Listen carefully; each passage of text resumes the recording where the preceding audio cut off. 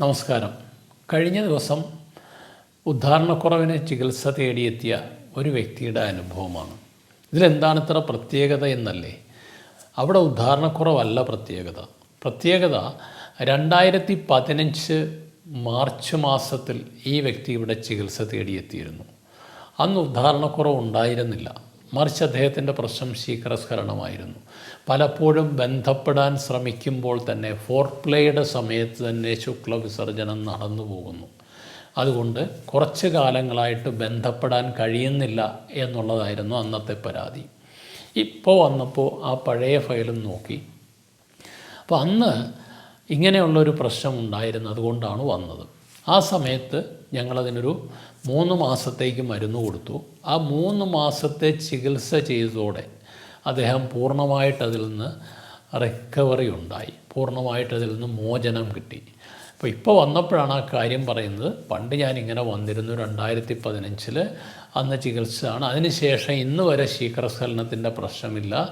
I am able to control my ejaculation എന്നാണ് അദ്ദേഹം പറഞ്ഞത്. ഇപ്പോഴത്തെ പ്രശ്നം എന്താണെന്ന് ചോദിച്ചാൽ ഉദ്ധാരണക്കുറവാണ്.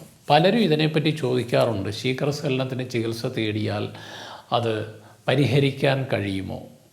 ഇപ്പോൾ ഈ ഒരു വ്യക്തിയുടെ പ്രശ്നം ഇങ്ങനെ മാറി എന്ന് വെച്ചിട്ട് വരുന്ന എല്ലാവരുടെയും പ്രശ്നങ്ങൾ 1, 2, 3 മാസം മരുന്ന് കഴിച്ചാൽ മാറും ഒരു ഗ്യാരണ്ടി ഞങ്ങൾ പറയില്ല. ഇത് വ്യക്തിനിഷ്ഠമാണ്. ഓരോ വ്യക്തികളുടെയും കാര്യങ്ങളിൽ വ്യത്യസ്തമാണ്. അതുകൊണ്ട് തന്നെ പ്രീമച്വർ ഇജാക്കുലേഷൻ ചികിത്സ തേടി വരുന്ന എല്ലാവരെയും ഏതെങ്കിലും ഒരു മരുന്ന് കൊടുത്ത് സുഖപ്പെടുത്താം, പൂർണ്ണമായി അത് പരിഹരിക്കാമെന്ന് പറയാൻ കഴിയില്ല. ഇതിലൊരു 50% ആൾക്കാർക്ക് 100 പേര് വന്നാൽ അതിൽ 50-60% ആൾക്കാർക്ക് ചിലർക്ക് 1 മാസത്തെ മരുന്ന് മതി, ചിലർക്ക് 2-3 മാസം മരുന്ന് കഴിച്ചാൽ അതിൽ നിന്ന് മോചനം കിട്ടും. ചില വ്യക്തികൾക്കാവട്ടെ 6 മാസം മരുന്ന് കഴിച്ചാൽ ആ മരുന്ന് കഴിക്കുന്ന സമയത്ത് ഗുണമുണ്ടാവും, എപ്പം നിർത്തുന്നു അപ്പോൾ പഴയ അവസ്ഥയിലേക്ക് പോകും. ചിലർക്ക് അത് മാറാത്ത അപൂർവം വ്യക്തികളുമുണ്ട്. ഏത് മരുന്ന് കൊടുത്താലും ഫലമില്ലാത്ത വ്യക്തികളുമുണ്ട്. അപ്പോൾ ഓരോ വ്യക്തികളുടെയും ഇതിനോടുള്ള മെഡിസിനോടുള്ള അല്ലെങ്കിൽ ട്രീറ്റ്മെൻറ്റിനോടുള്ള റെസ്പോൺസ് വ്യത്യസ്തമാണ്. ഇനി മരുന്ന് ഫലിക്കാത്ത കേസുകളിലാണെങ്കിൽ ചിലപ്പോൾ ഒരു സെക്സ് തെറാപ്പിയും മരുന്നും കൂടിയുള്ള കോമ്പിനേഷനാണ് വേണ്ടി വരിക.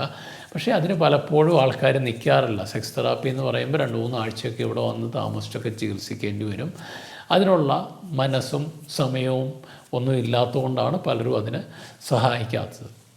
അപ്പോൾ ശീഘ്രസ്ഖലനം പല കേസുകളിലും തീർത്ത് മാറാറുണ്ട്. ചില കേസുകളിലെങ്കിലും അവർക്ക് വളരെയധികം ഗുണം കിട്ടും. അപ്പോൾ അതിനെ കൺട്രോൾ ചെയ്യാൻ പറ്റുന്ന ഒരു കാര്യമാണ് എന്ന് നിങ്ങൾ മനസ്സിലാക്കുക. അപ്പോൾ അതിന് ചികിത്സയുണ്ട് എന്നുള്ള ഒരു മെസ്സേജാണ് ഞാൻ നിങ്ങൾക്ക് തരാൻ ഉദ്ദേശിച്ചത്. മറ്റൊരു വിഷയവുമായി വീണ്ടും കാണാം.